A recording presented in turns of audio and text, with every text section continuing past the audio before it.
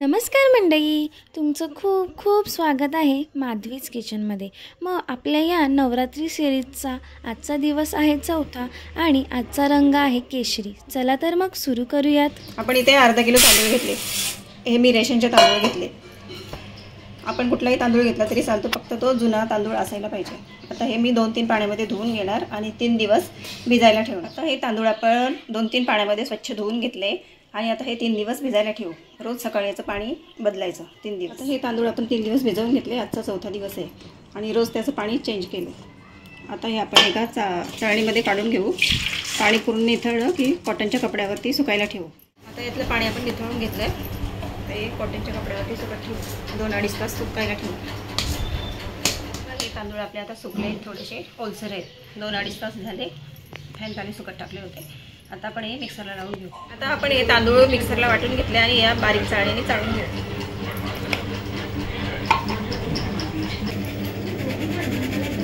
आता हे पीठ आपलं सगळं चाळून झालं आहे. तर याच्यामध्ये आपण गूळ घालून घेऊ. अर्धा किलो तांदूळ होते, 1 पाव गूळ घेतले. जसं लागेल तसं थोडं थोडं घेऊन मिक्स करू.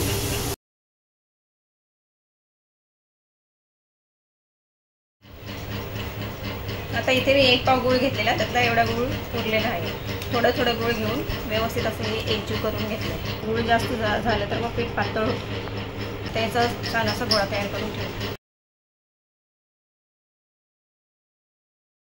आता सगळ्या पिठाचे मी असे गोळे तयार करून घेतले आणि आता एका डब्यामध्ये आपण तेल लावून ठेवून देऊ आणि 2 दिवसानंतर परत पीठ मळून घ्यायचं.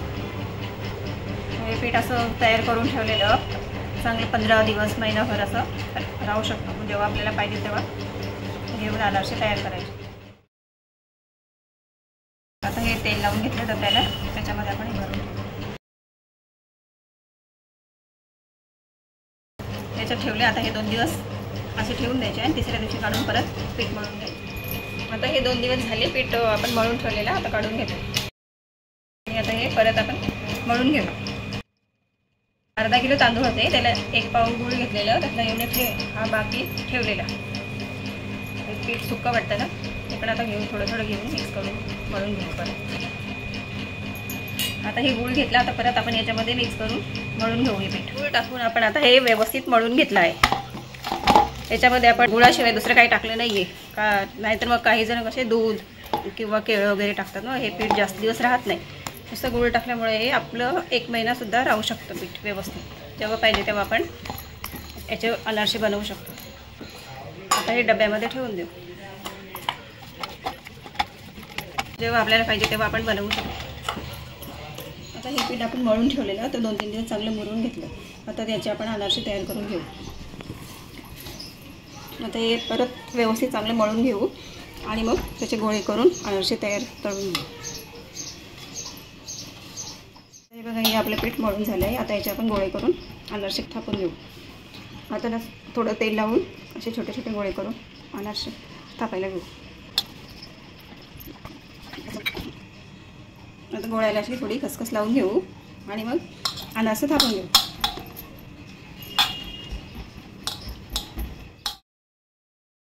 असे सगळे या साईजचे गोळे तयार करून घ्यायचे.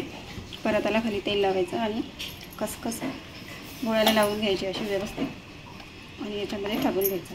खसखस लावल्यामुळे परत त्याला अनारसे चिकटत नाही आणि जास्त पातळ पण नाही थापायचं. तर तेल गरम करायला ठेवले. तेल गरम झाले की ते आपण चेक करून घेऊ. एक छोटा अनारसा करून मी टाकते.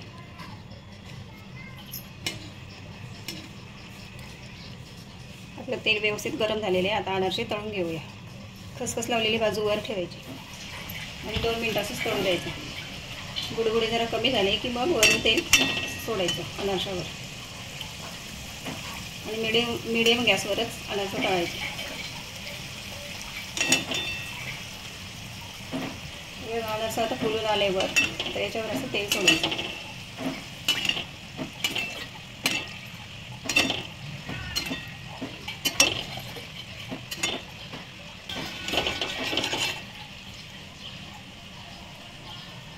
जाळीदार आपले अनारसे तयार झाले. आणि हा असे एका चाळणीमध्ये आपण हे अनारसे तळून ठेवू. तेल घेतलं जाईल. असेच एक एक करून आपण आता सगळे अनारसे तळून घेऊ. तेलामध्ये सोडल्यानंतर 2 मिनिटं असंच ठेवायचं. बुडबुडी त्याची कमी झाली की मग वरून तेल सोडायचं. आणि अनारसे मग तो पलटी नाही करायची. बघा किती छान जाळी आली आहे.